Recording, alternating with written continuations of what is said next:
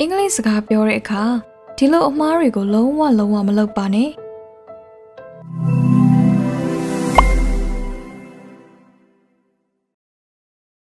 ပထမတစ်ခုက ed adjective နဲ့ ing adjective ကိုမှန်ကန်မသုံးတတ်တာကျမတို့တွေလုပ်လို့ရှိတဲ့အမှားတစ်ခုက ed adjective နဲ့ ing adjective ကိုနေရာမှန်ကန်မသုံးတတ်တာပါဥပမာ My job is tired or My job is tiring ဒီနှစ်ခုမှာဆိုရင်ဘယ်ဟာကအမှန်လို့တကယ်ချင်းထင်ပါတယ်လေကိုမှန်တယ်လို့ထင်တဲ့စာကြောင်းလေးကိုမှတ်ထားပေးပါနော်ခဏနေအဖြေကိုပြောပြပါမယ်ကျမတို့က ed adjective ကိုဘယ်နေရာတွေမှာသုံးကြလဲဆိုတော့ခံစားချက်တွေကိုဖော်ပြတဲ့နေရာတွေမှာအသုံးပြုကြပါတယ်ဥပမာ I am bored in class ငါအတန်းထဲမှာပြင်းလိုက်တာဒီမှာဆိုရင်အတန်းထဲမှာခံစားရတဲ့သူ့ရဲ့ခံစားချက်ကိုဖော်ပြထားတာတွေ့ရပါလိမ့်မယ်နောက်တစ်ခု I am terrified of my sister ငါအမကိုကြောက်လိုက်တာမှလွန်ရောဒီမှာကြတော့ကိုယ့်ရဲ့အမအပေါ်မှာခံစားနေရတဲ့ခံစားချက်ကိုဆိုလိုချင်တာဖြစ်ပါတယ်နောက်တစ်ခုဖြစ်တဲ့ ing adjective ကိုကြတော့တကယ်ချင်းနေနဲ့အခြေအနေတွေကိုရည်ညွှန်းပြောချင်တဲ့အခါမှာသုံးလို့ရပါတယ်ဥပမာ My class is boring ငါအတန်းပြင်းစရာကောင်းတယ်ဒီမှာဆိုရင်ဒီသင်တန်းကြောင့်ကြုံတွေ့နေရတဲ့အခြေအနေတစ်ခုကိုဖော်ပြထားပါတယ် My sister is terrifying ငါအမကြောက်စရာကောင်းတယ်ဒါကတော့ကို့အမကြောင့်ကြုံတွေ့နေရတဲ့အခြေအနေကိုဆိုလိုတာပါအခုငွေချင်းအနေနဲ့ဒီနမူနာစာကြောင်းလေးတွေကိုကြည့်လိုက်မယ်ဆိုရင်ပြင်းနေဆိုတဲ့ခန်းစားချက်ကိုပြောချင် bore ကိုသုံးပြီးတော့ပြင်းစရာကောင်းနေဆိုတဲ့အခြေအနေကိုပြောချင်ကြတော့ boring ကိုသုံးတာတွေ့ရပါလိမ့်မယ်ဒါကြောင့်ကျမတို့အနေနဲ့ ed adjective ကိုကိုယ့်ရဲ့ခံစားချက်ကိုပြောချင်သုံးပြီးတော့ ing adjective ကိုတော့ကိုကြုံတွေ့နေရတဲ့အခြေအနေကိုဖော်ပြခြင်းသုံးတယ်လို့မှတ်ထားလို့ရပါတယ် Mistake number 2 being နဲ့ဂုဏ်ကိုမှားပြီးတော့သုံးတာဒါလည်းကျမတို့တွေအနေနဲ့အင်္ဂလိပ်စကားပြောကြတဲ့အခါမှာမှားလေးရှိတဲ့နောက်ထပ်အမှားတစ်ခုပါအထူးသဖြင့်စကားပြောတဲ့အချိန်မှာတခါတလေ past participle နှစ်ခုဖြစ်တဲ့ဂုဏ်နဲ့ being ကိုဘယ်ဟာသုံးရမလဲဆိုတာနဲ့ပတ်သက်ပြီးတော့ကျမတို့တွေကအခက်အခဲတွေ့တတ်ပါတယ်အခုစကားပြော dialogue နှစ်ခုကိုပြပါမယ်ဘယ်ဟာကမှန်လဲဘယ်ဟာကမှားလဲဆိုတာကိုတကယ်ချင်းတော့ခံမှန်းပေးပါအချိန်10စက္ကန့်ပေးပါမယ်နော် Is Amy home? No, I'm sorry. She has been to London. Is Amy home? No, I'm sorry. She has gone to London.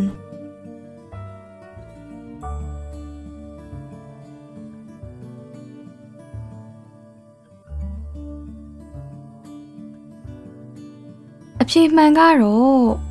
ဒုတိယ dialogue ဖြစ်ပါတယ်။ဘာကြောင့်လဲဆိုတော့ being ကိုကျမတို့အနေနဲ့ကတနေရာကိုသွားခဲ့ပြီးပြီမဲ့အခုတော့ပြန်ရောက်နေပြီဖြစ်တဲ့အကြောင်းဖော်ပြတဲ့အခါမျိုးမှာအသုံးပြုပါတယ်။ gone ကိုကြတော့တနေရာကိုရောက်သွားခဲ့ပြီ။ဒါပေမဲ့အခုအချိန်ထိလည်းအဲ့ဒီနေရာမှာရှိနေသေးကြောင်းဖော်ပြတဲ့ဝါကျမျိုးတွေမှာဆိုရင်အသုံးပြုရမှာဖြစ်ပါတယ်။ဥပမာ dialogue တွေကိုမြန်မာလိုဘာသာပြန်ကြည့်လိုက်မယ်ဆိုရင် Is Amy home? Amy အိမ်မှာရှိလားရှင် No, I'm sorry. She has been to London. သူအိမ်မှာမရှိဘူးသမီးရေစိတ်မကောင်းလိုက်တာကွယ်သူလန်ဒန်ကိုသွားလိုက်သေးတယ် Is Amy home? Amy အိမ်မှာရှိလားရှင် No, I'm sorry. She has gone to London. သူအိမ်မှာမရှိဘူးစိတ်မကောင်းလိုက်တာကွယ်သူလန်ဒန်ကိုသွားပြီသမီးရေဒီလောက်ဆိုရင်တကယ်ချင်းနေနဲ့တော်တော်ရှင်းသွားမယ်လို့ထင်ပါတယ်။ Amy ကလန်ဒန်ကိုရောက်နေတဲ့အတွက်ကျမနဲ့အခုဖုန်းမပြောနိုင်သေးဘူး။အခုအချိန်ထိ Amy ကလန်ဒန်မှာပဲရှိသေးတယ်။ပြန်မရောက်သေးဘူး။ဒါကြောင့် gone ကိုသုံးတာပါ။ဒါဆိုရင်တော့ mistake number 2ဖြစ်တဲ့ being နဲ့ gone ကိုတကယ်ချင်းနေနဲ့တေချာလေးခွဲခြားပြီးတော့သုံးတတ်မယ်လို့ပြောလင်းပါတယ်။ဒါဆိုရင် mistake number 3ကိုသွားလိုက်ရအောင်နော်။ mistake number 3 who နဲ့ which ကိုမှားပြီးတော့သုံးတာဒီနှစ်ခုကိုဘလို့ခွဲခြားပြီးတော့သုံးရမလဲဆိုတာမပြောရသေးခင်ဥပမာစာကြောင်းလေးတွေကိုကြည့်ပြီးတော့အမှားနဲ့အမှန်ခွဲခြားကြည့်ရအောင်နော် The guy who worked as my assistant quit the job. The guy who worked as my assistant quit the job. ကျွန်တော်လက်ထောက်အဖြစ်တာဝန်ထမ်းဆောင်နေတဲ့ကောင်လေးအလုပ်ကထွက်သွားတယ် I don't know the girl who was standing beside you yesterday. I don't know the girl which was standing beside you yesterday. မနေ့ကမင်းဘေးနားမှာမတ်တက်ရက်နေတဲ့ကောင်မလေးကိုငါမသိဘူး။အဖြေမှန်ကတော့အခုပြထားတဲ့အတိုင်းပဲဖြစ်ပါတယ်။ဘာကြောင့်လဲဆိုတော့ကျမတို့တွေဟာတက်ရှိလူပုဂ္ဂိုလ်တွေကိုညွှန်ကျင်တဲ့အခါမှာ which ကိုသုံးလို့မရပါဘူး။ who ကိုပဲအသုံးပြုပေးရပါမယ်။ Mistake number 4 ဝါကြတဲ့ကြောင်မှာ past tense ကိုနှစ်ခါသုံးတာ။အမှတ်တမဲ့ပဲဖြစ်ဖြစ်မသိလိုက်လို့ပဲဖြစ်ဖြစ်ကျမတို့တွေဟာ past tense ကိုနှစ်ခါပြန်ပြီးတော့သုံးမိတာမျိုးတွေရှိပါတယ်။ဘယ်လိုမျိုးလဲဆိုတော့အခုဒီမှာပြထားတဲ့အတိုင်းပဲ I didn't want to the party ငါပါတီကိုမသွားခဲ့ဘူး I didn't eat healthy ငါအာဟာရရှိရှိမစားခဲ့ဘူးဒီလိုမျိုး past tense ကိုနှစ်ခါသုံးသွားလို့မရပါဘူးဒီစာကြောင်းနှစ်ကြောင်းမှာဆိုရင်တကယ်ချင်းတို့တွေ့ရတဲ့အတိုင်းပဲ do ရဲ့ past tense ဖြစ်တဲ့ did ကိုသုံးထားပေးပါပြီ healthy ဘက်ကို past tense ပြောင်းသွားပြီးပြီဆိုရင်ဝါကြမှာရှိတဲ့ main verb ကို past tense ပြောင်းဖို့မလိုပါဘူးနော် I didn't go to the party ငါပါတီကိုမသွားခဲ့ဘူး I didn't eat healthy for lunch ငါနေ့လယ်စာကိုအာဟာရရှိရှိမစားခဲ့ဘူးဒီလိုမျိုးပြောမှပဲမှန်ပါမယ်နော် Mistake number 5အချိန်နဲ့ပတ်သက်တဲ့မိကုန်းတွေကိုသိချနားမလဲတာအချိန်နဲ့ပတ်သက်တဲ့မိကုန်းတွေကိုပြောတဲ့အခါမှာကျမတို့တွေအများစုမှားတတ်တာတွေရှိပါတယ်ဘယ်လိုတွေမှားတာလဲဆိုတော့ How long time have you lived here? How long have you lived here? ဒီစာကြောင်းနှစ်ခုတွေကဘယ်စာကြောင်းကမှန်တယ်လို့တကယ်ချင်းထင်ပါတယ်လေ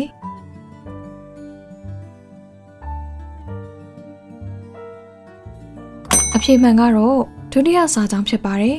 နှစ်ကြောင်းလုံးက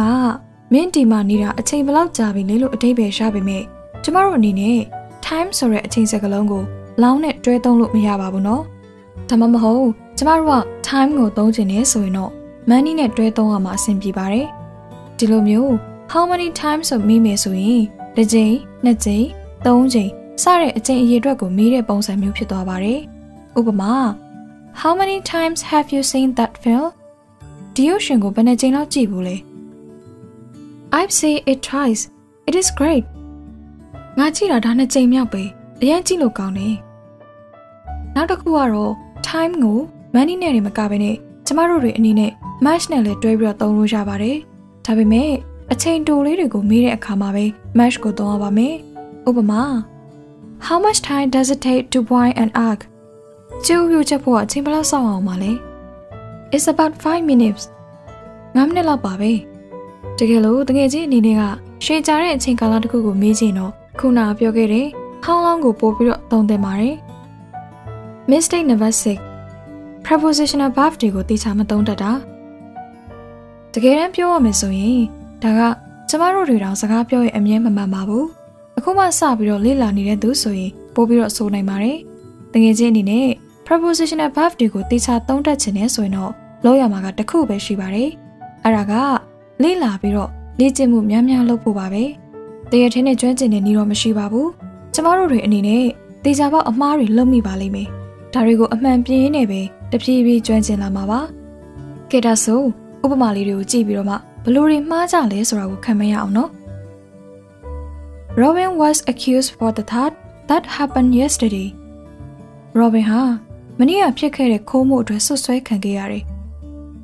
Robin was accused of the theft that happened yesterday. Robin ဟာ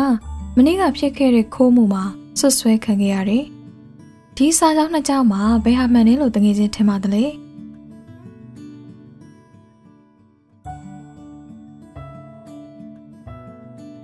အဖြေမှန်ကတော့ဒုတိယစာကြောင်းဖြစ်ပါတယ်။ဘာကြောင့်လဲဆိုတော့အင်္ဂလိပ်တွေကပြစ်မှုတစ်ခုအတွက်တရားရောက်ကိုဆွဆွဲတော့မယ်ဆိုရင် accuse of လို့ပဲသုံးလို့ရှိပါတယ်။ She is married with a famous footballer. သူမကကြော်ကြားတဲ့ဘောလုံးသမားတစ်ယောက်နဲ့လက်ထပ်ထားတယ်။ She is married to a famous footballer. သူမက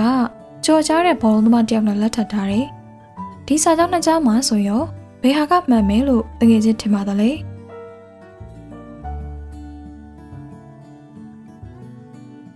အဖြေမှန်ကဒုတိယစာကြောင်းပဲဖြစ်ပါတယ်။ဘာကြောင့်လဲဆိုတော့အင်္ဂလိပ်စာမှာအိမ်တော်ရဲ့ဆက်ဆံရေးတွေကိုပြောတဲ့အခါတရားနဲ့လက်ထပ်ထားတဲ့သူကိုပြောချင်နေဆိုရင် to ဆိုတဲ့ preposition ကိုပဲသုံးပါတယ်။ဒါကြောင့် marry with လို့သုံးတာထက် married to လို့သုံးတာကပိုပြီးတော့မှန်ပါတယ်အမားတွေကဒီ6ခုတည်းတော့မဟုတ်ပါဘူးတကယ်လို့တကယ်ချင်းတို့အနေနဲ့ဘလို့အမားတွေလုံးမိနေလဲဆိုတာကိုထပ်သိချင်သေးတယ်ဆိုရင်တော့ကွန်မန့်မှာရေးခဲ့ပေးပါတကယ်လို့များသိချင်တဲ့သူများတယ်ဆိုရင် part 2ဆိုပြီးတော့နောက်ထပ်တစ်ပုဒ်ထပ်လုပ်ပေးပါမယ် speaking ပြောတဲ့အခါမှာဒီအမားတွေကိုသတိထားပြီးတော့ပြင်သွားမယ်ဆိုရင်တကယ်ချင်းတွေအနေနဲ့အင်္ဂလိပ်စာစကားကိုဆရာချက်ချက်ပြောနိုင်လာပါလိမ့်မယ်ကဲဒါဆိုရင်တော့ဒီဗီဒီယိုကတော့ဒီလောက်ပါပဲအားလုံးကိုကျေးဇူးထူးပဲတင်ရှိပါရရှင် See you all again in the next video. Bye bye everyone.